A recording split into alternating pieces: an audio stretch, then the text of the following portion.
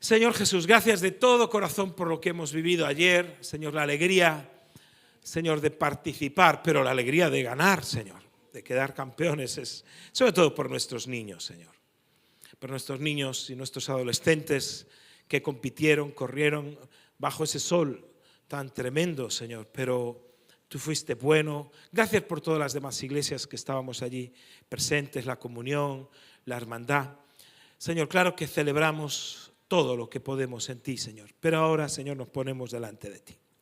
Disponemos nuestro corazón para que tú nos hables, siempre nos hablas, pero oramos para que nuestro corazón esté abierto y sea una buena tierra donde la semilla de la palabra caiga y dé fruto.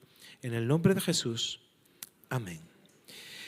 Durante estas semanas hemos visto a Jesús en encuentros con personas en casas, ¿os acordáis? Hemos visto diferentes casas donde Jesús se encontraba con diferentes personas, desde la casa de Pedro y su mamá hasta la casa del fariseo.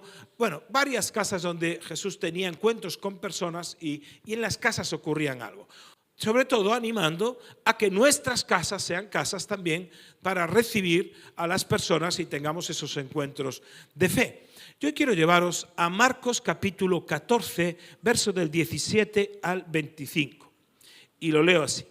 Es un lugar donde hay una mesa que está puesta y en esa mesa se celebra la última cena. Se le llama así, ¿os acordáis? La última cena. En esa casa, en la habitación de arriba, en esa casa, estaba sucediendo la última cena. ¿Por qué le llamamos la última cena? ¿Por qué es última? Porque hubo varias, muchas antes. Hubo una, otra, hasta que llegamos a la última. Es decir, era parte y costumbre de ellos sentarse a la mesa y compartir. Y leo desde el verso 17. Y cuando llegó la noche, vino él con los 12. Y cuando se sentaron a la mesa mientras comían, dijo Jesús: de cierto os digo que uno de vosotros que come conmigo me va a entregar.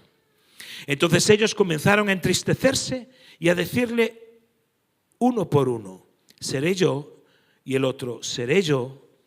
Él respondiendo les dijo: es uno de los 12 el que moja conmigo el plato. A la verdad el Hijo del Hombre va según está escrito de él. Mas hay de aquel hombre por quien el Hijo del Hombre es entregado. Bueno le fuera a ese hombre no haber nacido.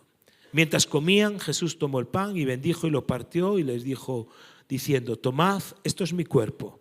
Tomando la copa y habiendo dado gracias les dio y bebieron de ella todos. Y les dijo: esto es mi sangre del nuevo pacto, que por muchos es derramada. De cierto os digo que no beberé más del fruto de la vid hasta aquel día en que lo beba de nuevo en el reino de Dios.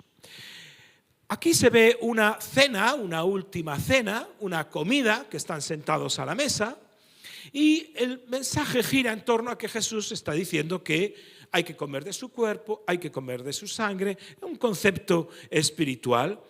Y para ellos sentarse a la mesa y comer y cenar iba mucho más allá del hecho físico para los judíos, para el pueblo hebreo, que el hecho físico de sentarse, ¿no?, y comer.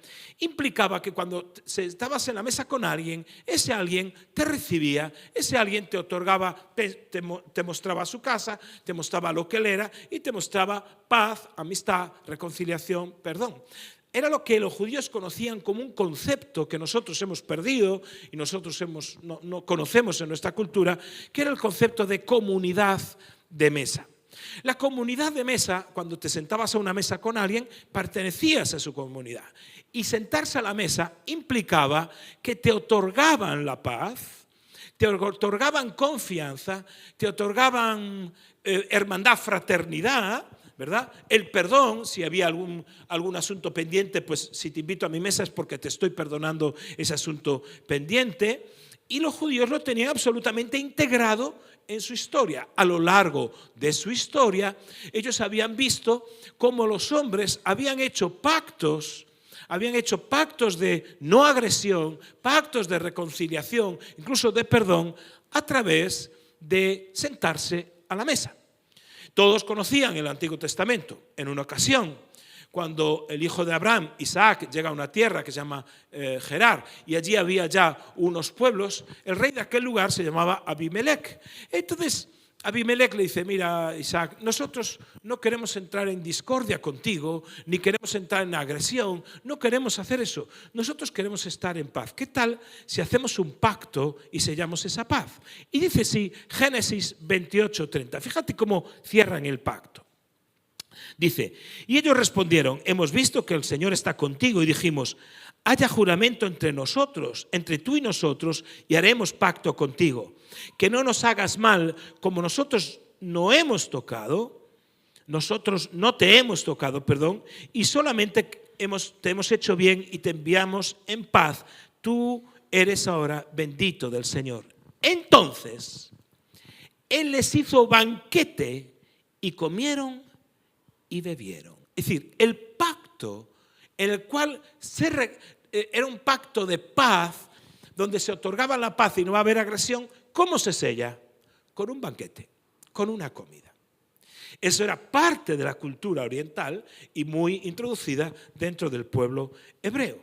En cierta ocasión, Jacob, que era hijo de este otro Isaac, se va a trabajar durante muchos años con su tío Labán, y después de trabajar unos 20 años tiene que marchar y tienen que arreglar cuentas, y para que hubiese pacto entre ellos, dice así Génesis 31:54. Entonces, bueno, veo el 53 también. El Dios de Abraham y el Dios de Nacor juzgue entre nosotros, el Dios de tus padres. Y Jacob juró por aquel a quien más temía, Isaac su padre. Entonces Jacob inmoló víctimas en el monte y llamó a sus hermanos a comer pan. Y comieron pan y durmieron aquella noche en el monte. Y se levantó Labán de mañana y besó a sus hijos y a sus hijas y los bendijo, y regresó y se volvió a su lugar. Nuevamente, hay un pacto entre Jacob y Labán, su tío. Jacob se marchaba, volvía a la tierra prometida. Labán se quedaba donde estaba y siempre hacía un pacto de no vamos a entrar en agresión, tú tienes lo tuyo, yo lo mío. ¿Y cómo cerraron ese pacto? Comiendo. Cuando José, que estuvo vendido por sus hermanos, esclavo en Egipto, y está allí años y años de esclavo en Egipto, cuando se encuentra con ellos y finalmente se reconcilia con ellos, les perdona, ¿qué hace? Una comida. En la comida les perdona. Allá por Génesis 45. Hay una historia también muy bonita del rey David, que había subido al trono, y su amigo íntimo, Jonatán, sabiendo su amigo que él nunca subiría al trono, que era el hijo de Saúl, porque había sido desechado su papá por Dios, Jonatán le dice a David: cuida de mis hijos. Y David dice: no temas, yo haré eso. Pasan los años, hay guerras, muere Jonatán, mueren todos, mueren los hijos, mueren todos. Y después de muchos años le dicen: hay un hijo de Jonatán vivo, David. Dice: ¿cómo? Un hijo de Jonatán. Hacédmelo traer. ¿Y quién era? Un hombre llamado Mefiboset. Mefiboset vivía en un pueblo, y en ese pueblo Mefiboset era inválido, completamente inválido, no se podía mover por sí mismo, porque de niño había caído, se había roto las piernas, una serie de cosas. Y entonces cuando le dicen a Mefiboset: ¡hey, Mefiboset! El rey David te hace llamar. Él tembló y dijo: me va a matar. Porque como soy heredero de la otra línea genealógica, que también aspiraba al reinado, dijo: me va a matar. Y David, fíjate lo que pasa en 2 Samuel capítulo 9, versos del 1 al 7, porque es muy bonita esta historia de Mefiboset. Dice así: dijo David: ¿ha quedado alguno de la casa de Saúl a quien haga yo misericordia por amor de Jonatán? Y había un siervo de la casa de Saúl que se llamaba Siba, al cual llamaron para que viniese a David, y el rey le dijo: ¿eres tú Siba? Él respondió: tu siervo. El rey le dijo: ¿no ha quedado nadie de la casa de Saúl a quien haga yo misericordia de Dios? Y Siba respondió al rey: aún ha quedado el hijo de Jonatán, lisiado de los pies. Entonces el rey preguntó: ¿dónde está?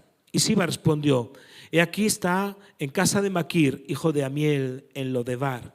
Entonces envió el rey David y le trajo de la casa de Maquir, hijo de Amiel de Lodebar. Y vino Mefiboset, hijo de Jonatán, hijo de Saúl, a David, y se postró sobre su trono e hizo reverencia. Y dijo David a Mefiboset, y él respondió: he aquí tu siervo. Y le dijo David: no tengas temor, porque yo a la verdad haré contigo misericordia por amor de Jonatán, tu padre. Y tú comerás siempre a mi mesa. Y él, inclinándose, verso 8, dijo: ¿quién es tu siervo para que mires a un perro muerto como yo? Es decir, él se humilla todavía más. Y le dijo el rey: tú no vas a labrar más, ni vas a trabajar, ni vas a hacer más. Dice el verso 31. Porque dice: y moraba Mefiboset en Jerusalén, porque comía siempre a la mesa del rey y estaba lisiado de ambos pies. Es decir, el testimonio claro de la misericordia era que lo sentaba a la mesa a comer con él. Es decir, el rey no le iba a matar, el rey no iba a hacer una escabenchina, no, el rey simplemente le sentaba a la mesa para siempre. Una persona que estaba excluida, que estaba lisiada, que no podía aspirar a nada en la vida en aquel tiempo, comía a la mesa. Era el otorgamiento de perdón. Y una última historia que conocían ellos también muy bien, era en una ocasión de un rey llamado Joaquín. Joaquín sube al trono cuando era muy joven, y sube en el mes de más o menos de diciembre, y en el mes de marzo entra el imperio babilónico y conquista Israel y se lo lleva esclavo. Se lo lleva esclavo y está 37 años en la cárcel. Y había sido coronado rey con 18. 37 años en la cárcel de esclavo. Entonces llega un rey, y en ese 37 años de cautiverio en Babilonia, y el nuevo rey libera a Joaquín, a este rey judío, y le cambia las ropas de prisionero. ¿Y qué es lo que hace? Fíjate lo que hace en 2 de Reyes 25, 27, 29. Dice así: aconteció a los 37 años de cautiverio del rey Joaquín, rey de Judá, en el mes 12, a los 27 días del mes. Fíjate, ¿por qué se para a contar el día, el mes, el todo exactamente? Porque lo que iba a suceder era importantísimo. Lo que iba a suceder era que era impresionante. Dice que Evil-Merodach, rey de Babilonia, bueno, ya tenéis ahí un nombre para un niño, Evil-Merodach, para quien le guste, en primer año de su reinado libertó a Joaquín, rey de Judá, sacándolo de la cárcel, y le habló con benevolencia y puso su trono más alto que de los tronos de los reyes que estaban con él en Babilonia, y le cambió los vestidos de prisionero y comió siempre delante de él, todos los días de su vida. Y comió siempre delante de él todos los días de su vida. Era claro para cualquier judío que sentarse a la mesa era otorgar el perdón, era otorgar la reconciliación, era otorgar la paz, era todo eso. Entonces, dentro de la tradición judía, sentarse a la mesa era un acto de total amor, de total reconciliación. Por eso era tan terrible que alguien que estaba sentado a tu mesa te fuese a traicionar. Eso era terrible. Hay un profeta que se llama Abdías, que está en el Antiguo Testamento, un profeta que se llama Menor, y es un libro muy bonito de leer. Bueno, tan bonito de leer que tardas 4 minutos en leerlo, solo es media página. Así que nadie diga que no ha leído un libro de la Biblia, porque puede leer Abdías y ya puede fardar diciendo: leí un libro entero de la Biblia. Es una carilla, ¿no? Entonces ya has leído Abdías y algo es algo. Abdías dice: todos tus aliados te han engañado, los que comían tu pan pusieron lazo delante de ti. Esto era terrible, estaba comiendo el pan y me traicionan. El rey David, en un salmo, el Salmo 41, 9, dice: aun el hombre de mi paz, en quien yo confiaba, el que de mi pan comía, alzó contra mí el calcañar. Es decir, lo que está reflejando es que era gravísimo en esa que alguien comiese a tu mesa y fuese parte de tu comunidad, era gravísimo que te traicionasen. Por eso Jesús en la última cena resalta que uno de vosotros me va a traicionar. No era solo una traición por 30 monedas de plata, era que estaba rompiendo, quebrando un pacto de mesa, era quebrando una comunidad de mesa que implicaba reconciliación, amor, misericordia, perdón. Entonces, en el antiguo judaísmo, lo que se hacía era, cuando se sentaban a la mesa, entonces, se hacía una presidencia, el que presidía la mesa daba gracias, si invitabas a alguien, si era un invitado, si no el padre de familia, el que estaba en la mesa, daba gracias primeramente por el pan y segundo por el vino. La bendición de mesa era esencial, repartían un pedacito de pan a cada uno, aunque sea, decían, tiene que ser de grande como una aceituna, más o menos, lo mínimo, una cosita pequeña, porque ese único pan ahora se repartía entre todos y cuando todos comían el pan, eran uno. Por eso el no ser parte de eso, no querer, es decir, no era solo un pacto social, sino que era una unión a los ojos de Dios. Y todos los judíos tenían como el deber, se habían acostumbrado que había el deber de mantener la pureza de esa mesa. El pacto de mesa tenía que ser puro, la comunidad de mesa tenía que ser pura, por supuesto. Le habían dado una vuelta a esto, decía, si vas a hacer una mesa con una comunidad donde vamos a compartir el pan y el vino, por supuesto, no te puedes sentar con personas pecadoras y no te puedes sentar con personas incrédulas que no crean. Eso no puede ser, no puedes meter. Así que con el tiempo, estos judíos muy estrictos, fariseos, escribas, que los fariseos eran personas muy estrictas con la normativa, los escribas eran como los teólogos, lo que hacen es pervertir el concepto de la comunidad de mesa, que era para incluir y perdonar, y lo hacen al revés, excluyen y empiezan a legislar con quien no se podía comer. No se puede comer con personas pecadoras, por supuesto, pero decían, ni siquiera podías comer con personas que no tuviesen el mismo nivel intelectual que tú. Tú tienes que comer con teólogos, porque si eres teólogo no vas a contaminar tu mesa con gente del vulgo. No es pecadora, pero no sabe mucho.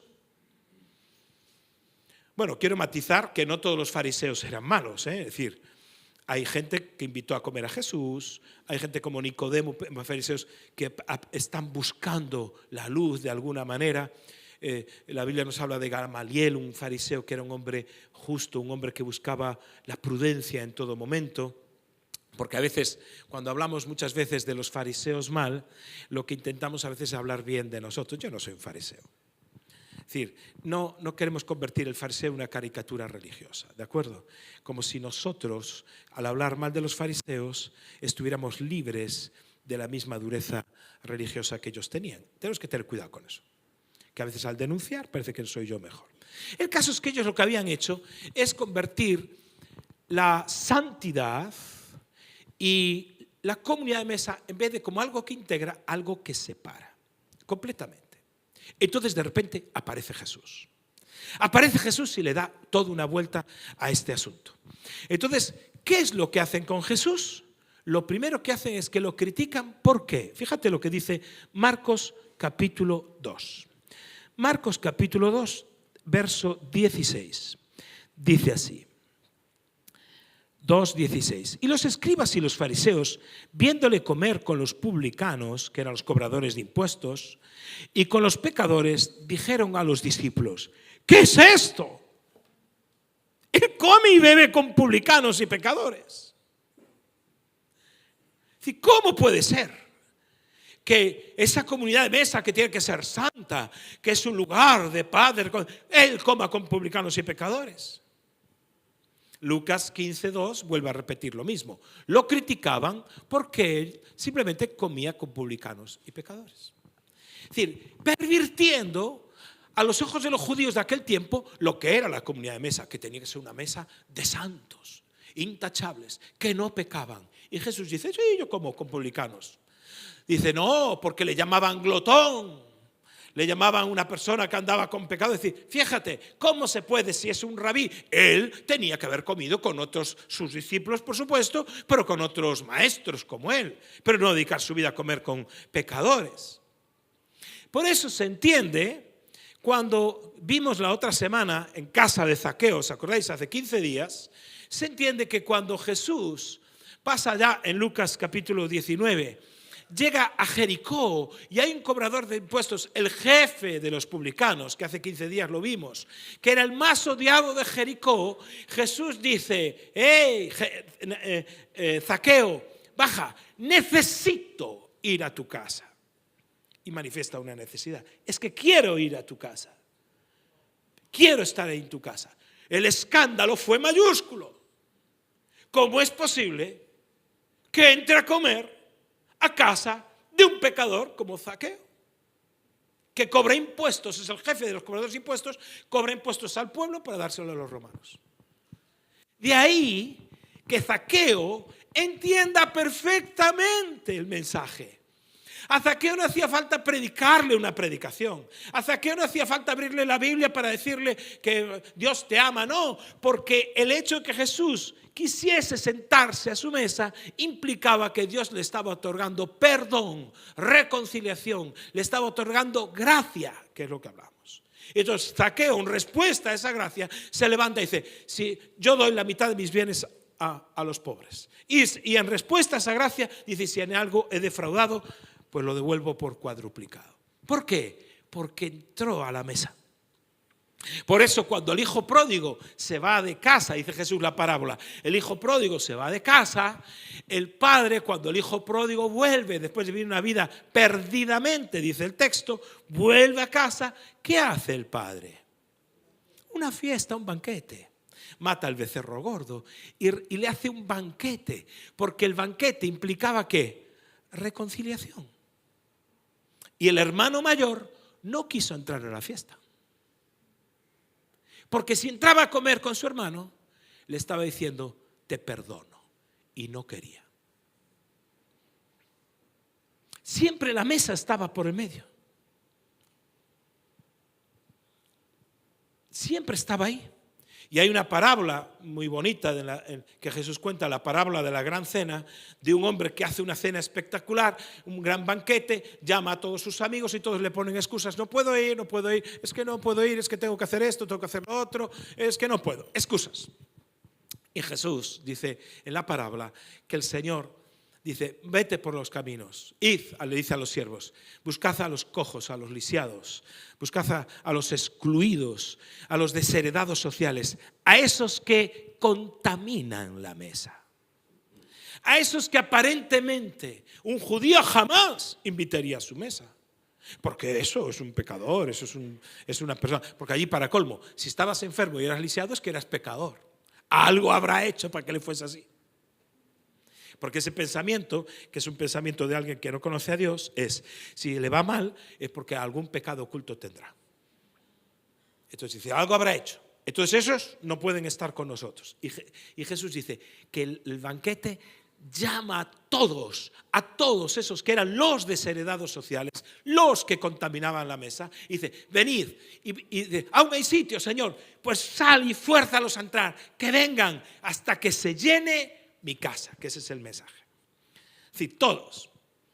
Pero comer con pecadores no equivale para Jesús de inmediato aprobar su pecado. No significa que estás aprobando el pecado. No se, relativiza ese asunto.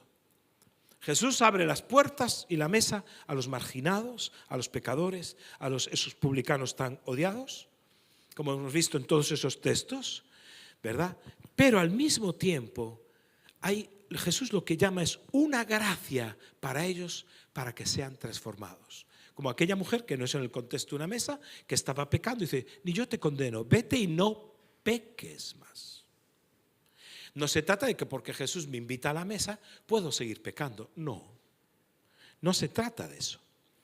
La mesa, invitar a alguien, es gracia previa, pero no es gracia barata. Se espera que cuando una persona es invitada a la mesa de Jesús, empiece su proceso de transformación y diga, mi vida vieja se cambió. Yo no puedo seguir manteniendo un estilo de vida que claramente desagrada a Dios. No voy a hacerlo. ¿Por qué? Porque he sido invitado a su mesa. No sé si os dais cuenta, la gracia es lo que te invita, pero la respuesta que yo tengo es la transformación de mi vida. El hecho de que Jesús coma con pecadores no implica de qué bien, que peque, sigue pecando, no. Hay una gracia transformadora que se ve muy bien en el ejemplo que hemos visto de Zaqueo. ¿Y qué hacen los primeros cristianos? Jesús viene, hace eso, es decir, enfada muchísimo a los judíos de aquel tiempo, y los primeros cristianos, ¿qué hacen? Dice, fíjate, en Hechos capítulo 2, fijaros porque esto es simplemente la vida de los primeros cristianos, lo que a nosotros nos atañe. Hechos capítulo 2, verso 42. Y perseveraban en la doctrina de los apóstoles, en la comunión unos con otros, en el partimiento del pan y en las oraciones. Dice, verso 46, y perseverando unánimes cada día en el templo y partiendo el pan en las casas, comían juntos con alegría y sencillez de corazón, alabando a Dios y teniendo favor con todo el pueblo. Y el Señor añadía cada día a la iglesia los que habían de ser salvos. Oye, ¿por qué tiene que pararse la Biblia de escribir que los primeros cristianos comían juntos? Es evidente que comían. No dice, y se duchaban todos los días. E iban a trabajo todos los días. Y hacían la compra todos los días. No. Porque cuando dice comían juntos, no era que describía una acción física de comer. Es que decía, estaban celebrando esa comunidad de mesa, estaban celebrando el partimiento del pan y el vino, como vamos a hacer al final de este mensaje. Es decir, no era simplemente un ritual vacío. Claro que había un ritual, porque lo hacían. Y 1 Corintios así nos lo explica. Había una situación que siempre lo hacían constantemente el primer día de la semana. Y no voy a hacer ahora un estudio sobre eso. Pero siempre el primer día de la semana partían el pan y tomaban el vino en recuerdo de lo que Jesús había dicho, porque les dijo que lo hicieran siempre en memoria de él. Entonces, ¿era un rito, Marcos? Sí. Pero era un rito vivencial, algo que se vivía, no era algo hueco, vacío, que se hace sin saber lo que hago. Tomo pan, tomo vino y ya está. En Marcos capítulo 14, cuando Jesús está hablando, el primer texto que leímos, de que dice que él, ¿verdad?, que había uno que le iba a traicionar, y por eso lo grave de esa situación, está también hablando de que él va a morir, de que ese pan era su cuerpo. Y alza la copa y dice, y esa copa es la sangre en el pacto. Entonces se hace el pacto, como hemos visto que se hacía en el Antiguo Testamento, en el contexto de una mesa. Tengo un pacto, yo voy a morir, yo voy a dar mi sangre, yo voy a entregar mi cuerpo. ¿Y cuál es la parte de mi pacto? Porque él hizo eso. ¿Qué se espera de nosotros en ese pacto? Porque es muy bonito que Dios hizo el pacto. Y sí, ¿qué hay de mí? ¿Qué se espera de ti? Se espera que él haga el pacto. Entonces dice, voy a mostrarte misericordia, voy a mostrarte gracia, voy a mostrarte perdón. Y yo digo, sí, pero yo voy a seguir haciendo lo que me da la gana. Voy a seguir viviendo en pecado. Voy a seguir interpretando como yo quiero la Biblia, porque claro, ¿no os dais cuenta? Tomar el pan y el vino es rememorar un pacto de alguien que le costó todo. ¿Os acordáis del festín de Babet? Y nosotros no nos costó nada. Nada de nada. Como comunidad, hermanos, la comunidad de mesa no solo es hospitalidad. La comunidad de mesa para los cristianos implicó el sacrificio. Alguien se sacrificó para que tú y yo pudiéramos tener paz con Dios.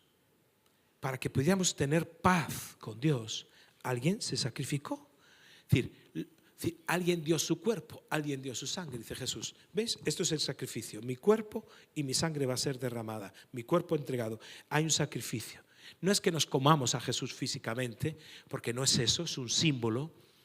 Pero igual que se sacrificaban los animales para celebrar esa cena, había un sacrificio allí delante, que era el de Jesús.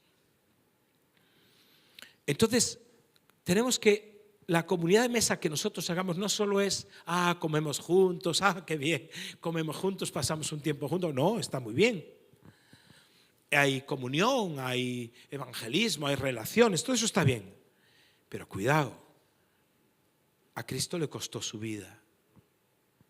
Le costó su vida. Y nosotros no vamos a poner límites para que, no nos juntemos con los pecadores ni con los no creyentes, no nos juntemos. No, porque es todo lo contrario. Nosotros tenemos que abrir nuestras casas, hermanos.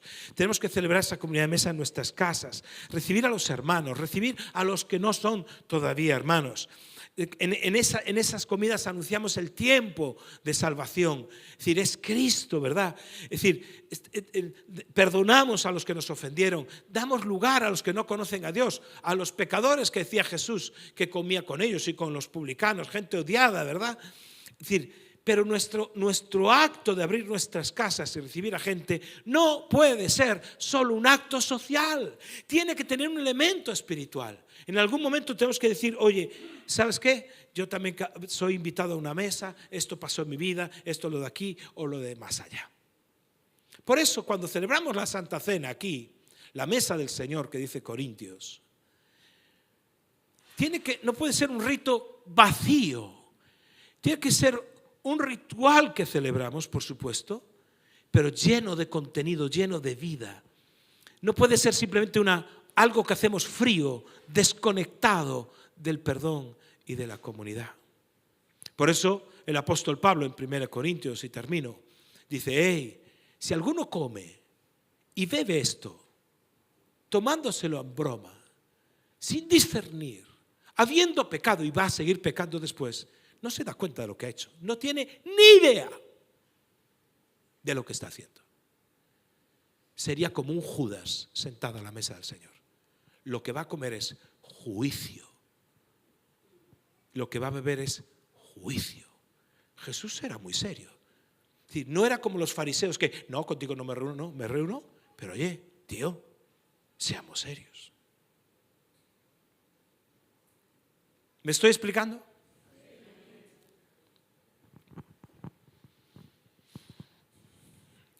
La Biblia acaba, no solo la Biblia, la historia del hombre acaba con un banquete. Fíjate cómo acaba la Biblia, siendo invitados a una boda. La Biblia le llama la boda del Cordero. Y allí va a haber un banquete. El final es un final comiendo. Y ahí va a empezar otra historia. Pero bueno, la historia actual. La Biblia acaba con un banquete. Pero antes, dice Apocalipsis 3:20. He aquí yo estoy a la puerta y llamo. Es un versículo muy conocido, ¿verdad que sí? Si alguno oye mi voz y abre la puerta, entraré a él y él conmigo. Es decir, Jesús, cuando dice, cenaré con él y él conmigo, todos los judíos entendían que Jesús cenando contigo te estaba otorgando el perdón, la reconciliación, la misericordia, te estaba otorgando todo eso. Ahora, se espera de nosotros que abramos la puerta. Se espera de nosotros que abramos nuestro corazón, si queréis. Ahora, este mensaje fue dedicado a una iglesia que se llama La Odisea, una comunidad cristiana tibia, que había dejado a Jesús fuera de la puerta. Tenían comidas a tope, lo pasaban bien, se reunían, iban al río, celebraban cumpleaños, todas esas cosas, pero Jesús fuera. Jesús dice, estoy a la puerta, sois unos cristianos maravillosos, pero yo estoy a la puerta. ¿Me abrís? Porque si alguno abre, vamos a cenar. Yo con él y él conmigo. Cristo llama al corazón individual, pero también nos llama como iglesia. Cada uno tiene que responder delante de Dios. Si estás aquí en esta mañana, tienes que responder delante de Dios. Si le has dejado entrar a Jesús en tu vida. ¿Para qué? Para cenar con Él y Él contigo. Una gracia que funciona igual que la gracia que impactó a Zaqueo. Una gracia que funciona igual que la misericordia y gracia que impactó a Mefiboset, que pensó que David lo iba a matar y de que comió todos los días de su vida a su mesa. Tal vez tú seas Mefiboset, o tal vez seas el rey Joaquín, 37 años preso, desde los 18 años que fue nombrado rey, hasta que un punto que Dios lo sacó, el rey lo sacó de la cárcel y Dios le dio la honra de comer siempre a su mesa. ¿Serás tú uno de ellos? Vamos a inclinar nuestro rostro y vamos a orar.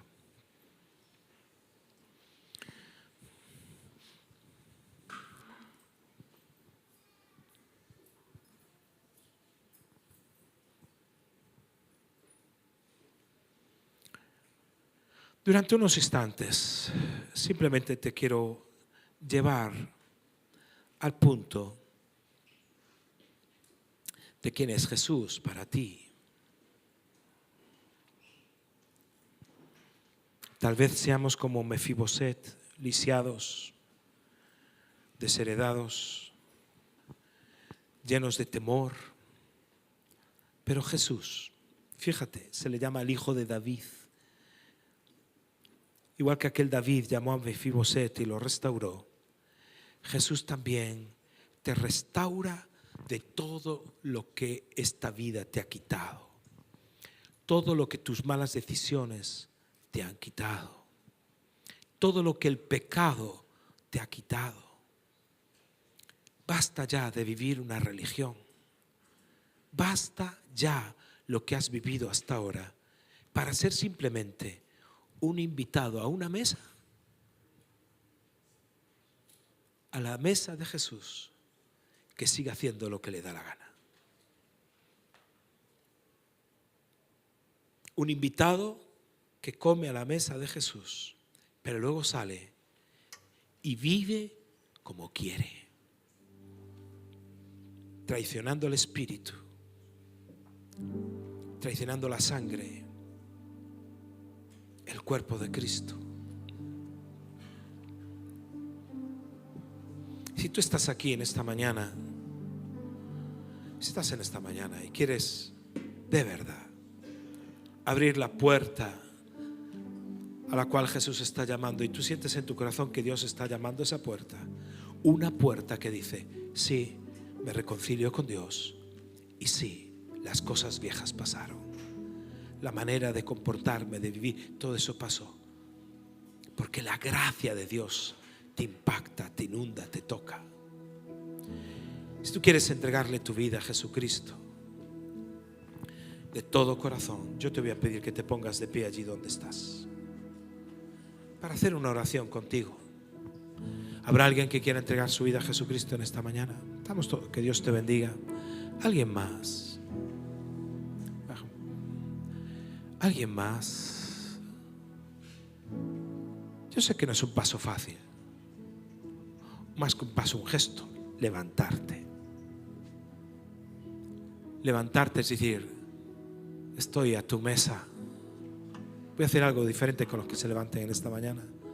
Estoy a tu mesa. Recibo tu perdón y tu misericordia. Habrá alguien que nunca antes le ha dado su vida a Jesucristo. O piensas que tal vez lo has hecho, pero te das cuenta que no estás comportándote dignamente en esa mesa. ¿Habrá alguna persona más? Que esta amable mujer. Puedes sentarte ya. Que Dios te bendiga. ¿Alguien más? Puedes sentarte. ¿Alguien más?